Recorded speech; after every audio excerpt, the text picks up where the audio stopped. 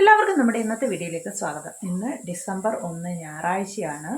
ധനുഷിന് ഇന്ന് കോളേജിൽ അവധിയാണ്. അപ്പോൾ രാവിലെ തന്നെ അടുക്കളയിലേക്ക് കയറിയിട്ടുണ്ട്. അടുക്കളയിൽ ഓരോരോ പരിപാടികളൊക്കെ ചെയ്ത് തുടങ്ങിയിട്ടുണ്ട്, ചെയ്ത് തീരാറായി. ഇന്ന് കുറച്ച് മീൻ മേടിച്ചിട്ടുണ്ട്, നല്ല അയല മീൻ മേടിച്ചിട്ടുണ്ട്. അപ്പോൾ അയല മീൻ മേടിച്ചു. ഞാൻ രാവിലെ പുറത്തൊക്കെ ഒന്ന് പോയായിരുന്നു, പക്ഷെ അതൊന്നും ഞാൻ ഷൂട്ട് ചെയ്തില്ല. ബ്രേക്ക്ഫാസ്റ്റ് ഒക്കെ വെച്ചിട്ട് ഞാൻ പെട്ടെന്ന് പുറത്ത് പോയി എന്തിനാണെന്നറിയാമോ? എനിക്കൊരു കാര്യം മേടിക്കണമായിരുന്നു. രാവിലെ തന്നെ ഇവിടെ മീൻകാരൻ വന്നു. അപ്പം അങ്ങേരുടെ കയ്യിൽ നിന്ന് മീൻ മേടിച്ചപ്പം അയല മീനാണ് കിട്ടിയത്. അപ്പം എനിക്കൊരാഗ്രഹം മാങ്ങയിട്ട് മീൻ വെക്കണമെന്ന്. അങ്ങനെ ഞാനൊരു മാങ്ങ മേടിക്കാൻ പോയി. ഈ ഒരു മാങ്ങയുടെ വില എത്രയാണെന്നറിയാമോ? 50 രൂപ. 50 രൂപയ്ക്ക് ഈ ഒരു മാങ്ങ കിട്ടി. നമ്മുടെ സൊസൈറ്റിയുടെ വാതിൽക്കൽ തന്നെ പച്ചക്കറി വെച്ചുകൊണ്ടിരിപ്പുണ്ട്. അപ്പോൾ അവരുടെ അടുക്ക പോയി ഒരു മാങ്ങ മേടിച്ചു. മനുഷ്യൻ്റെ ഓരോരോ ആഗ്രഹങ്ങളെ. ഇത് 1/4 കിലോ എന്ന് പറഞ്ഞാൽ 1/4 കിലോ 30 രൂപ. ഇത് 1/2 കിലോ ഇല്ല, 1/2 കിലോയ്ക്ക് 50 ഗ്രാം കുറവ്, 450 ഗ്രാം ഉണ്ട് ഈ മാങ്ങ. അപ്പോൾ അവർ പറഞ്ഞു 50 രൂപ കൊടുക്കാൻ. അങ്ങനെ 50 രൂപ കൊടുത്ത് മേടിച്ച മാങ്ങയായത്. അപ്പം അയല മീൻ മാങ്ങായിട്ട് വെക്കാമെന്ന് വിചാരിച്ചു. അങ്ങനെ മേടിച്ചിട്ടുണ്ടോ? അപ്പോൾ നമ്മുടെ ഇന്നത്തെ പരിപാടികൾ ഇവിടെ തുടങ്ങാം. പരിപാടികൾ തുടങ്ങിയിട്ട് കുറച്ച് നേരമായി. രാവിലെ തന്നെ ബ്രേക്ക്ഫാസ്റ്റ് ഒന്നും പോഹയായിരുന്നു, നല്ല അടിപൊളി പോഹയായിരുന്നു. പോഹയൊക്കെ ഉണ്ടാക്കി കഴിച്ചു. അത് കഴിഞ്ഞിട്ട് അടുക്കളയിലേക്ക് വന്നേക്കുവാണ്.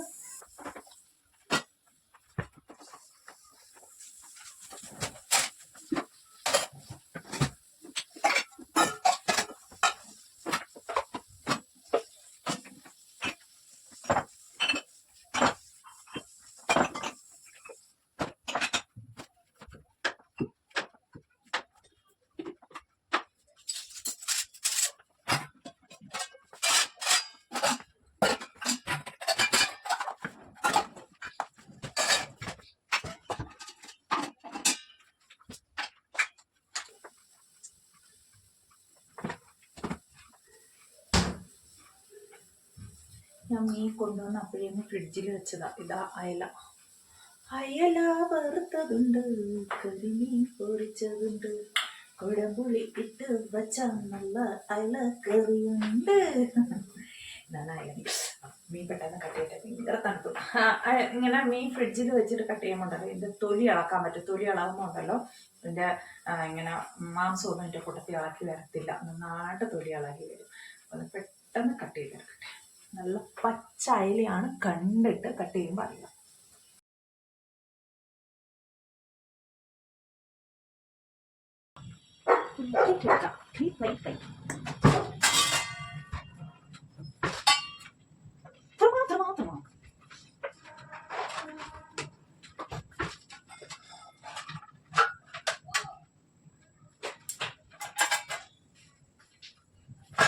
ഇങ്ങനെ ചോദിക്കോ?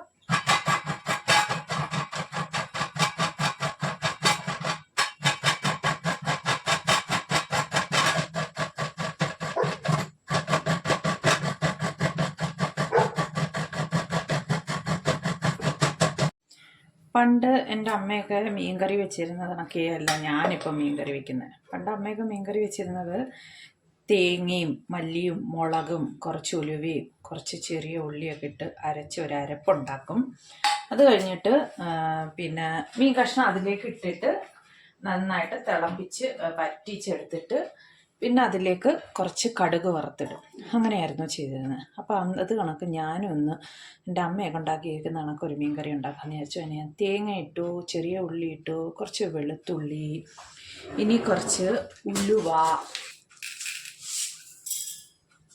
കുറച്ച് മുളക് പൊടി, മല്ലിപ്പൊടി, മഞ്ഞൾപ്പൊടിയും കൂടെ ചേർത്ത് നന്നായിട്ട് അരച്ചെടുക്കണം. മഞ്ഞൾപ്പൊടി, മല്ലിപ്പൊടി,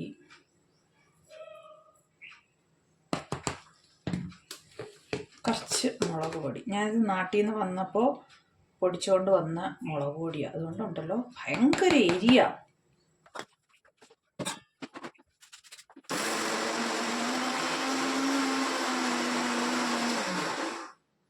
കുറച്ച് കറിവേപ്പിലയും കൂടെ ചേർത്ത് കൊടുക്കണമായിരുന്നു, പക്ഷെ എൻ്റെ കയ്യിൽ കറിവേപ്പില ഇല്ല.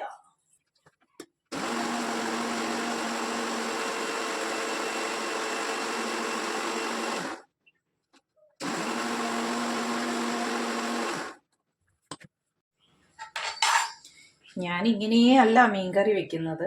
ഞാൻ വെക്കുന്ന മീൻകറിയുടെ സ്റ്റൈല് വേറെയാ.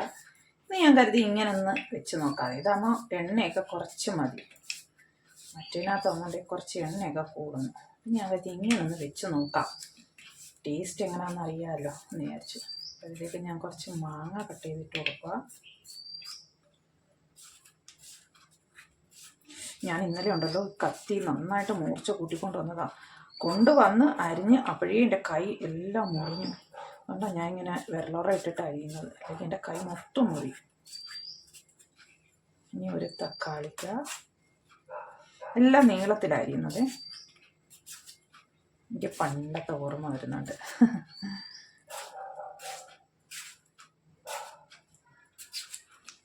ഇനി പച്ചമുളക് കീറിയിട്ട് കൊടുക്കാം. നാട്ടിലൊക്കെ എനിക്ക് തോന്നുന്നു മിക്കവാറും ഉള്ളവരെല്ലാം ഇങ്ങനെയൊക്കെ തന്നെയാണ് മീൻ കറി വെക്കുന്നത്. മറ്റേ എല്ലാം കൂടെ ഒക്കെ വഴറ്റി അങ്ങനെയൊന്നും അധികം ആരും മീൻ കറി വെക്കത്തില്ല. അതൊക്കെ ഇപ്പോൾ ഉള്ള പുതിയ തലമുറയുടെ അവരിതല്ലേ. ഇനി ഈ അരച്ച അരപ്പ് ഇതിലേക്ക് ഒഴിച്ചു കൊടുക്കാം. വെള്ളം,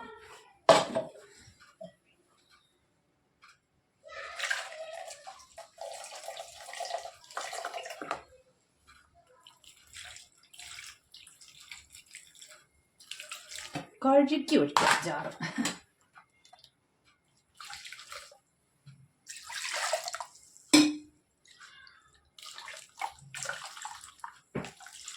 ഓക്കെ, ഇതിൽ കുറച്ച് ഉപ്പിട്ട് കൊടുക്കാം.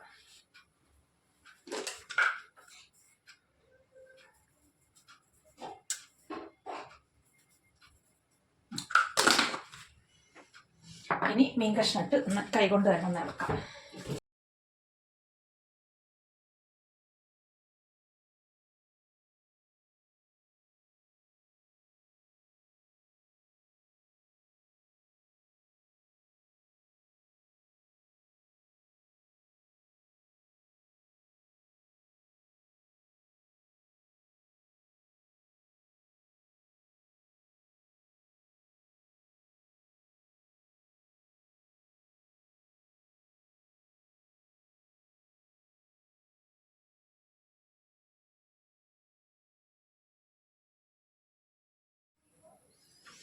അങ്ങനെ മീൻ കറി അടുപ്പത്ത് വെച്ചിട്ടുണ്ട്. അത് നന്നായിട്ട് ഒന്ന് തിളച്ചതിന് ശേഷം തീ കുറച്ചിട്ടിട്ട് ചെറിയ തീയിലിട്ട് വറ്റിച്ചെടുക്കാം.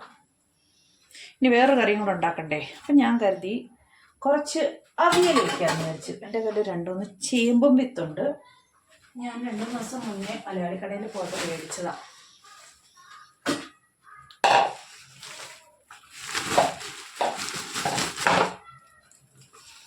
അപ്പോൾ 2 ബാക്കിയുള്ളൂ, ബാക്കിയൊക്കെ ഞാൻ എടുത്തു. 2 ചേമ്പും വിത്തുണ്ട്. ഇതും ഒരു പൊട്ടാറ്റോയും കായിരിപ്പുണ്ട്, പച്ചക്കായിരിപ്പുണ്ട്, പച്ചക്കായും പിന്നെന്തരാ അങ്ങനെയൊക്കെ ഉള്ള കാര്യങ്ങളൊക്കെ ഉണ്ട്. എനിക്ക് ഇങ്ങനെ ചേമ്പും വിത്തും പച്ചക്കായും ഒക്കെ ഇട്ട് അവിയൽ വെച്ചാൽ ഭയങ്കര ഇഷ്ടം. അപ്പം ഞാൻ കരുതി ഒരു അവിയലും കൂടെ വയ്ക്കാമെന്ന് വിചാരിച്ചു.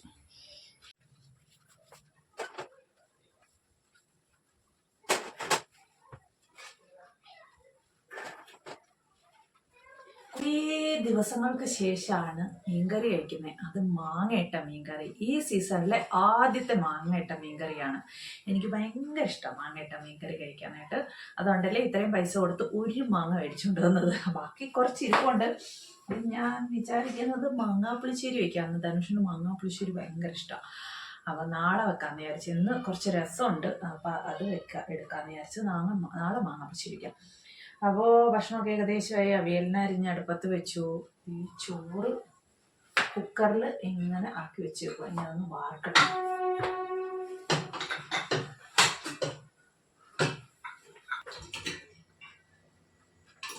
ഞാൻ ഈ അരി ഊറ്റുമ്പോൾ കഞ്ഞിവെള്ളം ഇപ്പൊ കളയാറില്ല. നേരത്തെയൊക്കെ കളയുമായിരുന്നു, ഇങ്ങനെ സിമ്പിൾ ഒഴിച്ച് കളയുമായിരുന്നു. ഇപ്പൊ കളയാറില്ല. ഞാനിപ്പോ കഞ്ഞിവെള്ളം, ഇന്നത്തെ കഞ്ഞിവെള്ളം നാളെ ആകുമ്പോഴത്തേനും കുറച്ചൊന്ന് പുളിക്കും. ആ പുളിക്കുന്ന കഞ്ഞിവെള്ളം എനിക്കൊരു കറിവേപ്പുണ്ട്, അതിനൊഴിച്ചു കൊടുക്കും. എല്ലാന്നുണ്ടെങ്കിൽ തലമുടി കഴുകാനെടുക്കും. അങ്ങനെയൊക്കെ പല പല ഉപയോഗങ്ങളാണ് കഞ്ഞിവെള്ളം കൊണ്ട്. അത് പുളിച്ച കഞ്ഞിവെള്ളം കൊണ്ട്.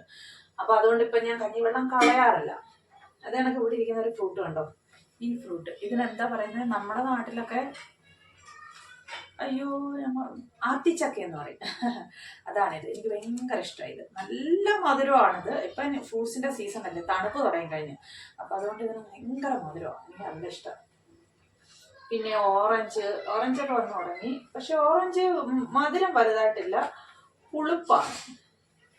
പിന്നെ അനാറ് പൊളിച്ച് വെക്കണം, അല്ലെങ്കിൽ ഇതായി പോകും. അങ്ങനെ ഇപ്പൊ ഇഷ്ടംപോലെ ഫ്രൂട്ട്സ് കിട്ടും, ഫ്രൂട്ട്സിന്റെ സീസണാണ്.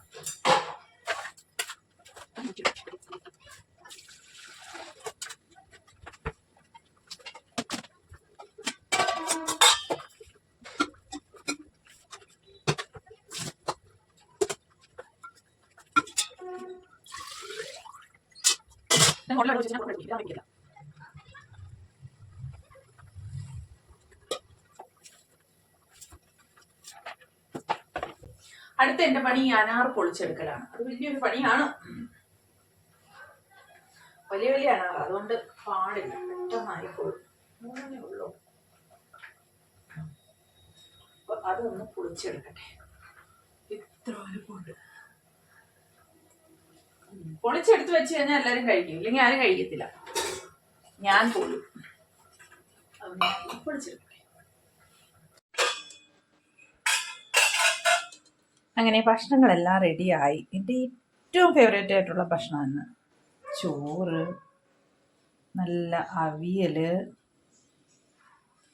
മാങ്ങയിട്ട അയലക്കറി. ഇത് മീനിൻ്റെ ആ മുട്ടയൊക്കെ ഉണ്ടല്ലോ, അതെടുത്ത് ഞാൻ ചെറിയൊരു തോരൻ പോലെ ആക്കിയതാണ്.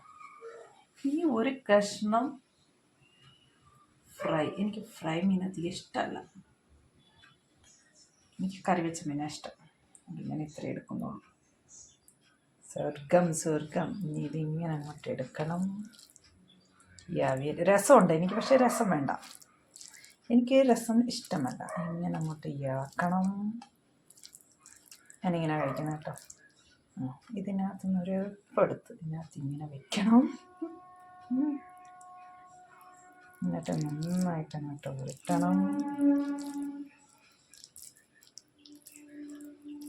എന്നിട്ട് ഇങ്ങനെ മിഞ്ചാറിലൊന്ന് തൊടണം. വേണമെങ്കിൽ ആ ഒരു മാങ്ങ കഷ്ണം കൂടെ വയ്ക്കാം. ഇങ്ങനെ അങ്ങോട്ട് കഴിക്കണം. ആഹാ ഇങ്ങനെ അങ്ങോട്ട് എടുക്കുക.